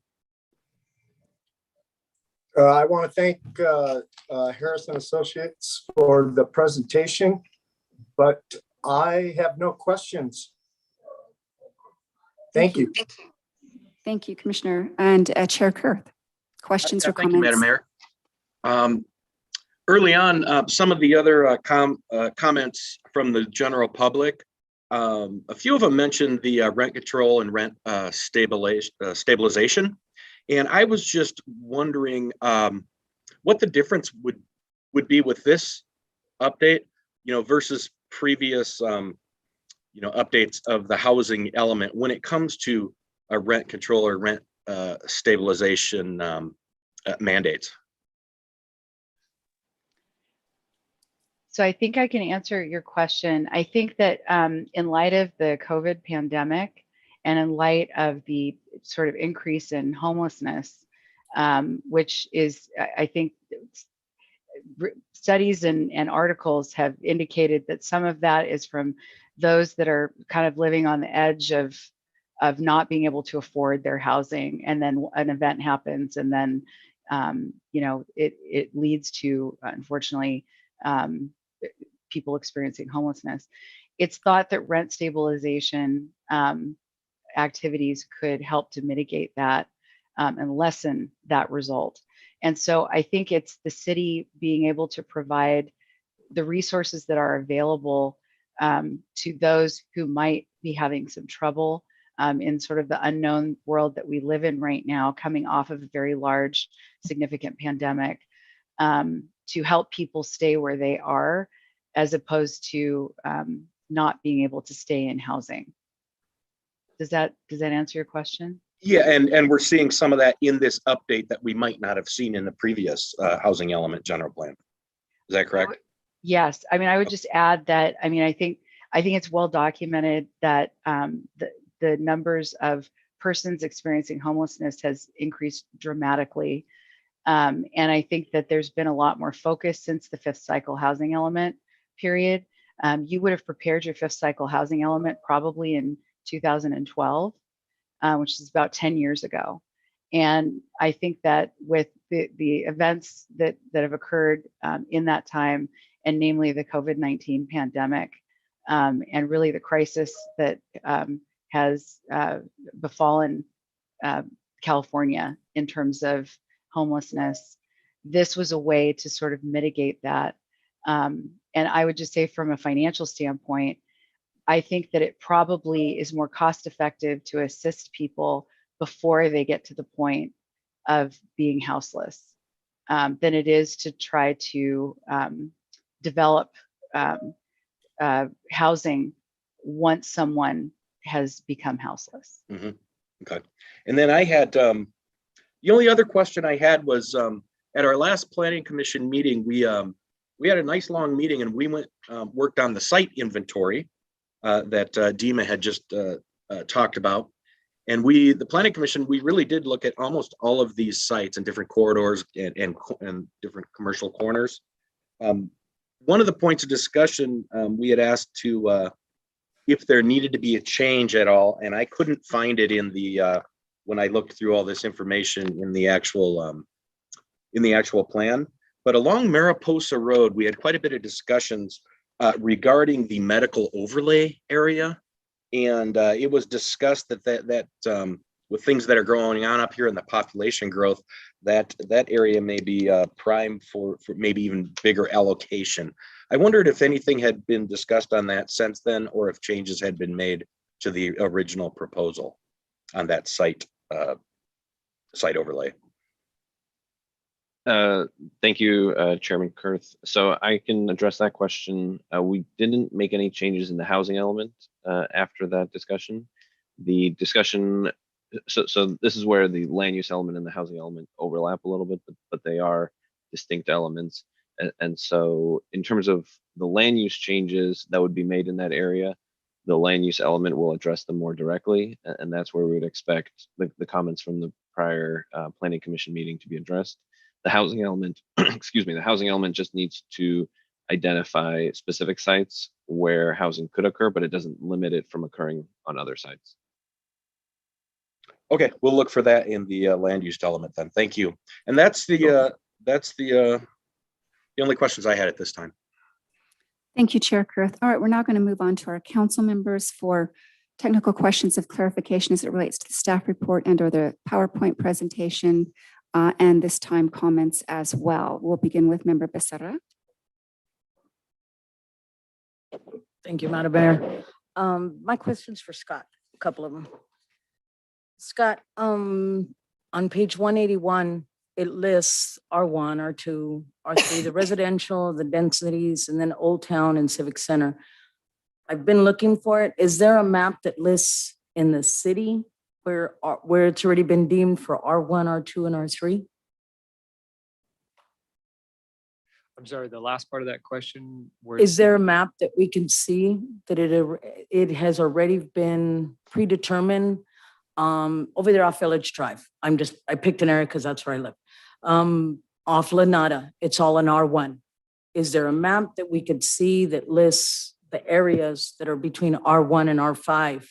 I know where Old Town is, I know where Civic Center is. Yes, our city's general plan map, current one that's existing, also includes the zoning. Okay. Yeah, we do have that available online. Okay. And it was mentioned warehouses in residential areas. I'm unaware, we're changing to build warehouses in residential areas, or are they considering self-storage warehouses? I believe the public, sorry about that. I believe the public comments were related to how close industrial warehouses are to residential, either existing residential zones or existing housing that may not be within a residential zone anymore. But there was reference to, other projects, but it's again to, preserve those housing units and avoid any, exposure to, potential hazards such as pollution. Okay. Have we thought of maybe our residential areas going between R1s and R2s? For instance, R1, say you can put on 5 homes per acre, but R2, you can put 8 homes per acre. Is there a thought of combining them together so maybe we can make affordable housing affordable for much more than the desert coming in? Yeah, that's a great question. So interestingly enough, when we did the survey and the community input that we got, there was still a high demand to preserve single-family residential zoning. So that was documented in our survey results. But there is, 74 square miles that we're dealing with. There's a lot of land that we're looking at repurposing. We mentioned mixed use zoning. And we do think with the changing in the community's shopping habits, we are seeing a surplus of commercial areas that we're looking at designating as mixed use to allow that increased density to occur. Okay. And reading also the housing element, it's saying that our senior community and our single parent community has the most housing trouble to find. Are we doing anything, for instance, they call it a mother-in-law house, an accessory house. Is there anything that can happen on my property that I could build a mother-in-law's house, or are those laws changing, or no? It's when they build them into the house. I've seen them in the new housing trucks out in Liberty Village. Yes. Yes, those accessory dwelling units, by the state mandate, every city must allow for those granny flats to occur. So we do have provisions in our code, but I'd like to characterize it as an evolving standard that the state is mandating that cities comply with that accessory dwelling unit. So we do plan to bring forward additional amendments to fully comply with state law. But that is an evolving standard to help supply more units.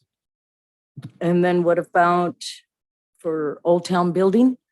Are they doing anything to say, let's build downtown? It's less permit use, it's less everything.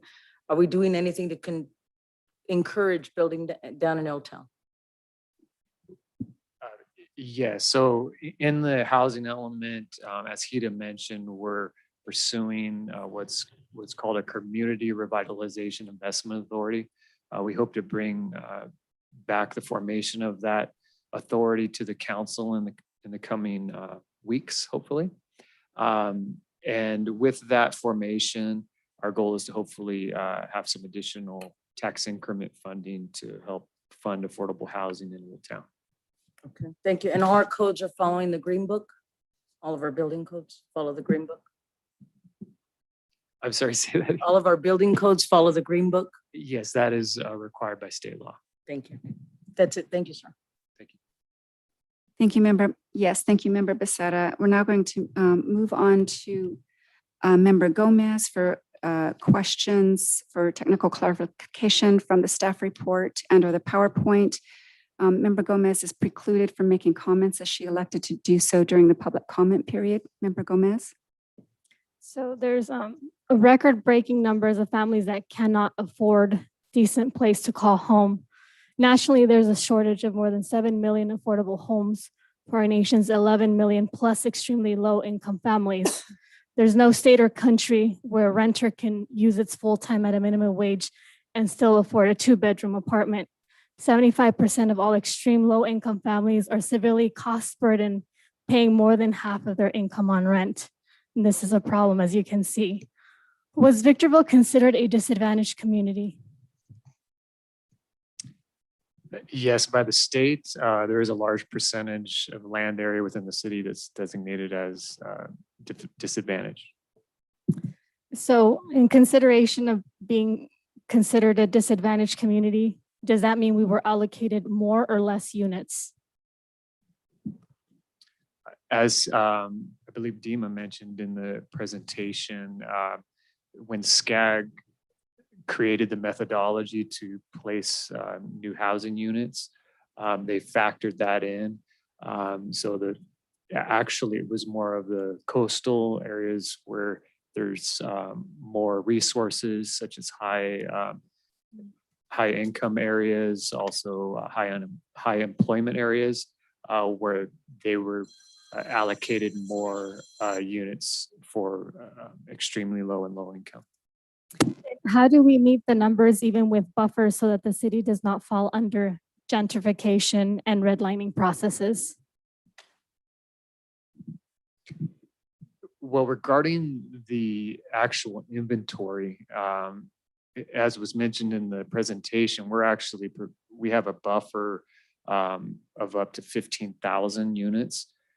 As Victorville, we have the luxury of doing this planning exercise because we have a large amount of vacant land.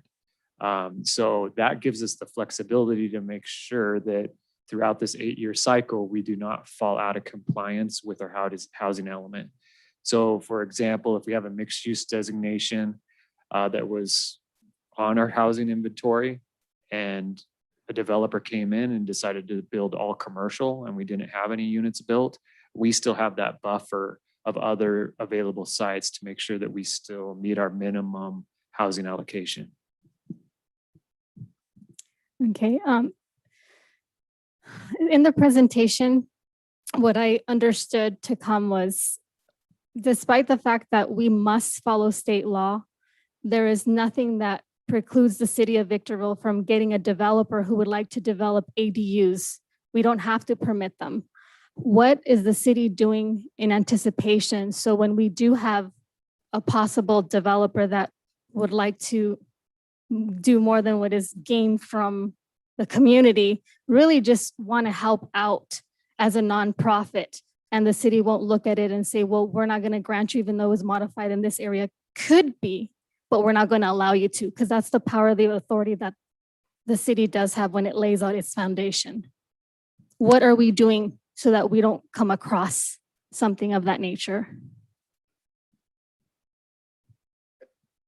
If I understand your statement, I just want to clarify that the state does require all municipalities to allow accessory dwelling units.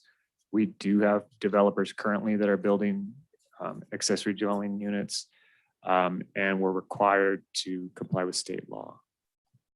Okay, but there's still that possibility. The city, despite the fact the city doesn't have to say yes or no to the developers when we modify, we have that ability. So we can put up our own philosophies, our own bias in what was the site inventories that were modified versus the ones that were not modified. And the danger that I see into something like that is it doesn't get reported back to council. And so wherever this happens, unless the developer contacts me and I approach somehow, I wanted to see if there was any measures or regimes that you guys protect South from doing anything like that, kind of like self-check self at that level. Is there anything? Are you saying as far as any project that was denied, that we were somehow trying to prevent an accessory dwelling unit? Well, because we can, right? We have the authority as the commissioners, I believe, to say we're not going to grant this modification, although you're fitting for it. We don't want to approve it because, and then put out X amount of information, why noise, not, we don't want a zone for that. The CUP is not going to come through. And I just want to understand if there's something that the employees can check themselves, because I believe a lot of the employees aren't out in the community. So lose in translation what could be happening unless a council member says, hey, have we addressed this? I just want to know if there's anything in place for the employees to self-check, or the director, or anybody that's doing something like, is there a fact check for you guys? Or there isn't, probably, right? I would just assume that hopefully we do the right thing is what I'm saying. But if there's something in writing, it's more legitimized, there's a policy, we can go back and say, hey, we need to address this ordinance and this policy. It's not allowing us to do this. With respect to ADUs, state law mandates that we accommodate those, and we do with our code. We went so far as to amend our code to do that. As to self-check, I think the best way we can answer that is whatever you believe likely could occur. We believe it's unlikely to occur given the process that we've developed, which involves the application process that either gets considered by a zoning administrator, or to the extent it rises to a level that's exceedant of the zoning administrator's authority. That's where the planning commission comes in. And it's a very deliberative process that involves a clearinghouse, notices, and so forth. So I think the transparency that is that process it really makes it difficult for what you suggest to occur to occur. Okay, thank you. And my next question is, what study was allotted for ADUs? I'm sorry, you're asking was Yeah. the city I'm allocated under for that? I'm under the assumption that there was a study done so that we can incorporate ADUs or small housing units for individuals for affordability. No, in the housing element, all that's mentioned is to explore further allowances for ADUs. Okay, and we went in depth with this thing called site inventories. I believe I missed the actual definition in layman's terms. I did see a lot of number calling, but I could not follow along with such mass amount of information in very quick, undetailed versions of what the site inventories do or what they cause for us and why we need to be concerned about them. Well, that is the correct term, the site inventory. That is essentially marking on a map this planning exercise we're going through to show that the city has available sites to meet our regional housing needs allocation. And so that site inventory list and the site inventory map is part of the housing element. And it's to present to the state to demonstrate that we have sites that are located next to resources, next to utilities. So these sites can be feasibly built on within the next 8 years. Okay, and then my final question is, the city council received a notice from Brandon Young with a lot of failures for the city to be able to comply with. Are we going to be addressing each of the housing element failures that this letter annotates? Yes, as part of this public review process, we'll be returning to the planning commission and then ultimately the city council with documented responses to these comments. And will that be available for the council, or must we request it as well? It's actually required by the state that we divulge all the comments that were received. Okay, so for instance, absence of a program to make sites available to accommodate the RHNA during the planning period, you will be addressing that within what we already have in front of us, or will you provide different documentations to see how we were absent in doing a lot of these failures that were in this sheet of paper? Well, we're confident that the draft that's going to be presented to the state will meet their standards, but we'll return back to the Planning Commission and City Council to explain if there was any modification to the site inventory that you currently see. Okay, failure to identify a zone or zones where emergency shelters are allowed as permitted use without discretionary review. We probably haven't failed to do that, but that will be an answer coming forth, right? Similar to the accessory dwelling units, there are, some small provisions that the city needs to look at in state code to make sure that we're fully in compliance. So there will be additional proposed amendments to our development code to make sure we're in compliance with state law. Thank you. No further questions. Thank you, Member Gomez. Mayor Pro Tem Irving. Yes, thank you. Good evening. First of all, I'd like to say congratulations and thank you for your hard work, you, Mr. Webb, and your staff and the consultants in putting together this initial draft. And the conversation tonight is centered on adding affordable housing to our housing stock. And I believe, as I looked over the draft, it's also to maintain what we currently have in terms of affordable housing and ensuring that housing remains affordable. When you were putting together your list or identifying sites for the inventory, was transportation considered an amenity?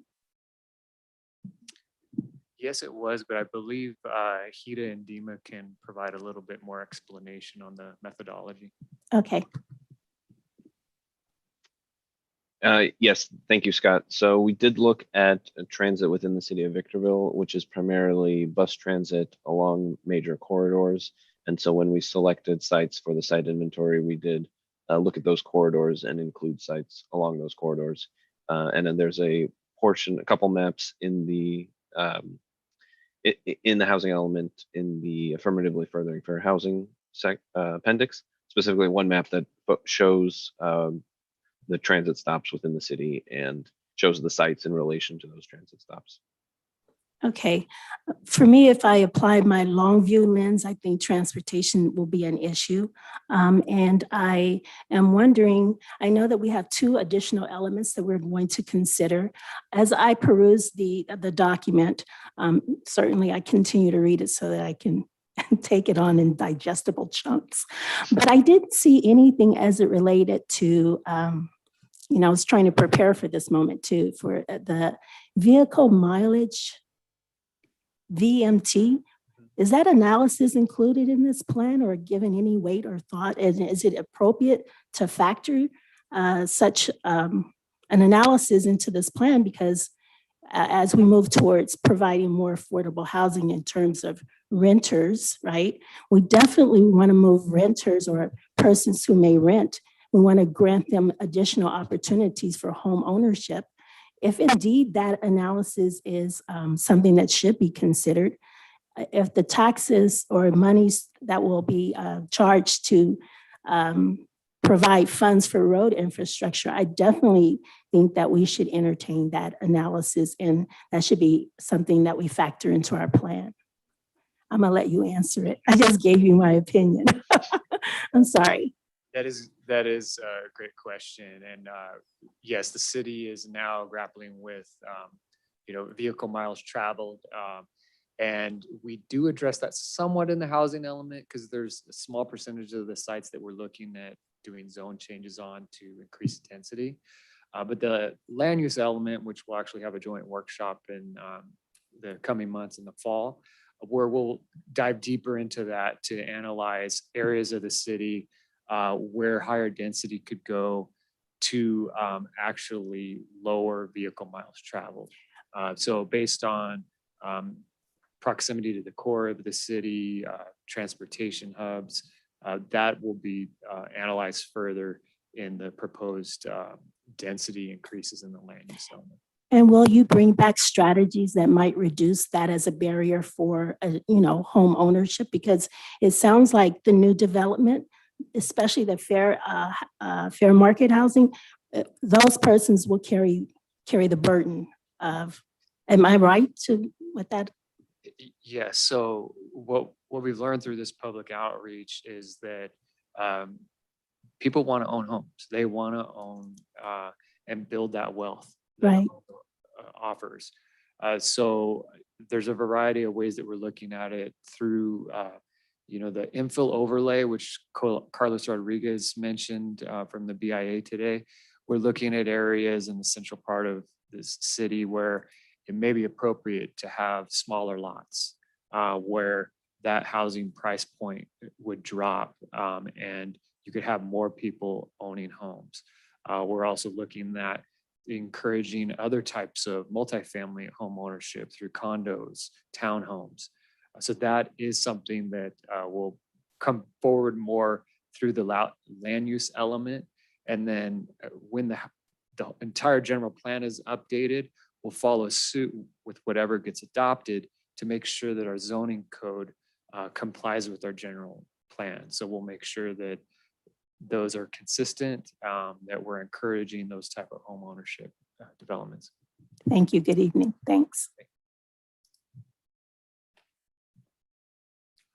Thank you, Mayor Pro Tem. All right, so I do have a few questions, and I ask in advance that everyone bear with me because this is the first time I've participated in a housing element draft plan. So my first question is, and this I'm piggybacking on Mayor Pro Tem's discussion about VMT, and I could be completely wrong on this, but is that being challenged in the courts?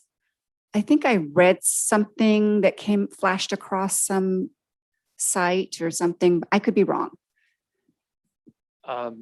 Yes, and I haven't been tracking it on a day-to-day basis, but I believe some cities did file a lawsuit against the state regarding the requirement to analyze VMT.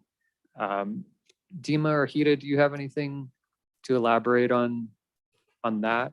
I would like to mention, though, that we are in compliance with our VMT. We have created a threshold. Yes, of course. I think that the Orange County Council of Governments, OCOG, did file a lawsuit against the State Department of Housing and Community Development on the housing allocation.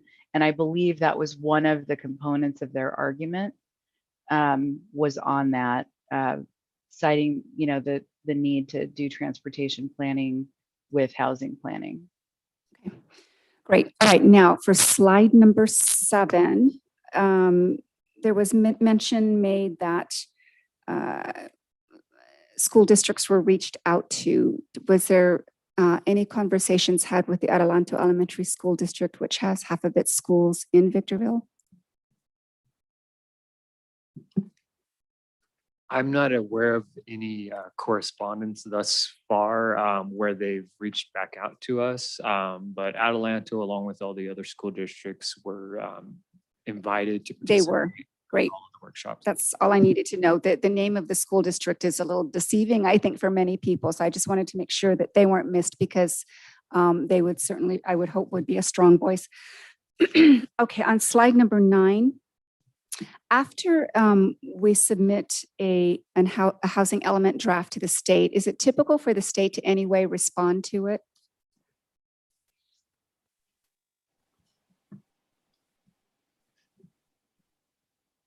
Yes, we will receive a response from the state, and they're mandated to give their response within 60 days. Great. Right, and then on slide number 14, can someone share, and I just need broad brush strokes on this. What is tax incremental financing, tax increment financing? So tax incremental financing is essentially what redevelopment was before it was dissolved. And we hope to bring forward that same type of development tool with Old Town. Okay, I thought so. I just wanted to confirm. All right, and then on slide number 18, and actually 18 and 19, because my questions are similar. If we look at the income categories for the extremely low, very low, and then moving on to the low, at the high end of the extremely low, very low is 50%, and the low end on the low is 50%. So how do we make sure that the numbers that we've come up with or that we will going forward aren't duplicated or there's a crossover because of that overlap? Or any kind of issue because of that overlap? Same thing with moderate and above moderate.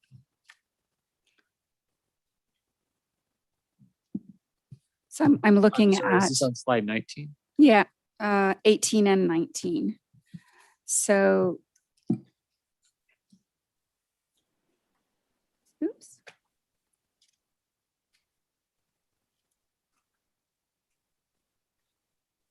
And you're referencing the percentage overlap? I'm sorry, I'm looking at slide 19 and 21. My apologies. Okay. Yeah, so, Um, so 19 just gives a breakdown of the state's or SCAG's allocation for Victorville. And then what we've done on slide 21 is show that how we're exceeding the minimum site inventory. Does that explain that, or? I don't think I explained myself well, so let me try it again. So let's look at 21 in particular. So how do we know that the site inventory numbers aren't inflated because of the overlap in the income categories? So, for example, the first two income categories, your high end is 50%, and then your low end is also 50% in the next one. Same thing with moderate and above moderate. Dima, do you want to give a breakdown of how HCD defines those income categories and what percentages they are? Sure, I'd be happy to, Scott. So, Madam Mayor, there actually isn't an overlap between the categories. So everything up to 50% would be very low or extremely low. And then low starts at the next dollar up, so to speak. So I think that, and then in terms of the sites, each site has a number of units assigned to it in the site inventory, and those units are assigned at one of the different income levels. And so the Appendix C, the site inventory, specifically lists the number of sites at different income levels. So there's no overlap in terms of units being counted in more than one income level. Okay, so, but if someone is in one income category, they could actually also meet the criteria for the other income category as it relates to site inventory. So there's a couple things there. Are you referring to tenants or residents? Yes. Yeah, so the tenants would typically qualify, if a tenant qualifies at a lower income level, they technically could occupy a unit at a higher income level, but the rents are based on the income levels, and so they wouldn't, if there was a low income unit, for example, it wouldn't be, for the property manager wouldn't put a very low or extremely low tenant into that unit. I think I have it, but I might need to. I wonder, I'm sorry, Madam Mayor, I'm wondering if the chart just needs to be corrected. I think I see where there's a potential for overlap where you have two categories that include 50%, but I think perhaps illustrated differently, it would be in the low category, perhaps it's 50 plus 1 or 51% to 80%. Exactly. I think that might be what's creating the confusion.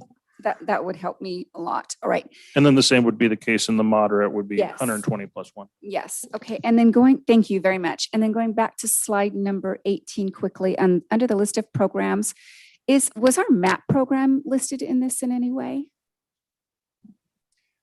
Yes, the MAP program is documented in the It housing is. element as an existing opportunity for homeownership. Okay. And does anything in this draft, would it in any way limit our MAP program? Is there any potential for that? I hope not. No, if anything, it's for the city to explore expanding that program. Okay. Terrific. And so since it was said that affordable housing is more expensive to build, and I think I understand why, because you have more to develop at lower price points, but then you potentially have increased units. So can someone help me understand that? And also, I mean, is there the potential for builders trying to grab land at certain areas so that they can build, within the parameters that they have? And then at the end of the day, maybe, is there a risk of other developers being just locked into building affordable housing? I'll answer the latter part of your question. I'll have Hida discuss that first part. Thank you. But our zoning standards do not dictate any development be subsidized. So that's why we have a large buffer provided in our housing inventory. So we would like to, come alongside developers to encourage all types of housing development, but this housing element does not lock a developer into developing market rate or any type of subsidized housing. Or would make it difficult for other developers to do that. And then, we could end up with, a population of our residents, having access to affordable housing at a much more future date rather than more immediate. Does that make sense? I mean, are there time? Yes, and Hida can elaborate on this Thank too. you. But it is a lot more difficult to build affordable housing because of all the layering of funding that goes into that. And with the stakeholder meetings we had with affordable housing, that was the sentiment that we heard as well. Hida, did you want to elaborate? Yes, I'd like to clarify my comment earlier too. So when I said that affordable housing is more expensive to build than market rate, that's just looking at it from a purely financial standpoint. There are regulations, for example, prevailing wage requirements. So when any public funding is provided, even $1 of public funding, or there's a land donation, from a public entity, it triggers prevailing wage. And that's true of, public works projects and things like that. But prevailing wages do add to the cost of construction. And there are other requirements as well that do increase the cost per unit to build a unit of affordable housing. And that wasn't a judgment in any way. It's just purely looking at the numbers of what it costs based on what the state law and federal, as a matter of fact, Davis-Bacon, which is the federal version of prevailing wage, do require. When public funding is used to assist a project, it does trigger that, and it does add costs. So that, affordable housing, because the rents, let's just say for a rental project, are at affordable levels, basically no more than about 30% of someone's monthly income. That's the max you can charge. The rental income that's coming in is a lot less than for a market rate project. And so the revenue that's coming in on an affordable housing project, again, it's not a judgment at all, it's just the financial realities, is less, but you still have to pay market value for land. And you still have to pay market value for construction. There are no discounts on the way to building it. And you have to get financing, and the financing is very complex. Most affordable housing projects have up to 8 to 10 different financing funding sources and financing mechanisms associated with them, with different applications, different requirements, different timing. It typically takes about 3 years to break ground on an affordable housing project once the planning process starts, because of the complexities of getting the public funding. It's not a streamlined process. And the majority of this public funding comes from what's called tax credits, which are funded through the federal government primarily, but allocated through the state. There aren't enough public funding sources to build what we need, which is the reality. And cities and counties cannot really raise revenue at the local level anymore after the dissolution of redevelopment. So these are the challenges that cities and counties face just from a numbers standpoint. You get less revenue from the development, and so it's harder to make the numbers work. You have to go to get public funding sources. It triggers regulatory expenses, and the funding sources are not, there's not one clearinghouse for it. So hopefully that's not too much information, but that's what I was alluding to earlier. Very, very helpful. All right. And then just with, again, with very broad brush strokes, can you tell me what rent stabilization is going to look like and feel like for current renters, renters in, say, a few years down the road, and the same question for rental property owners? Well, I can start off by saying that the housing element doesn't dictate that when it's adopted, that we'll have rental stabilization programs in place. But we would, if the housing element does get approved, we'd go through a process of analyzing the feasibility and impacts of a rental stabilization program. And then Hida and Dima, do you have any examples from other cities on how that would look like? I can start and then I'll pass it to Dima.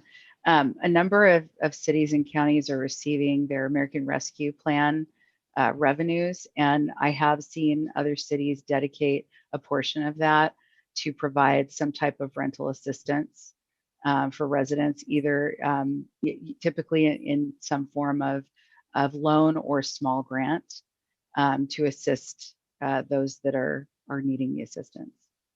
And then I'll turn over to Dima for additional comments. Sure. Thank you, Hida.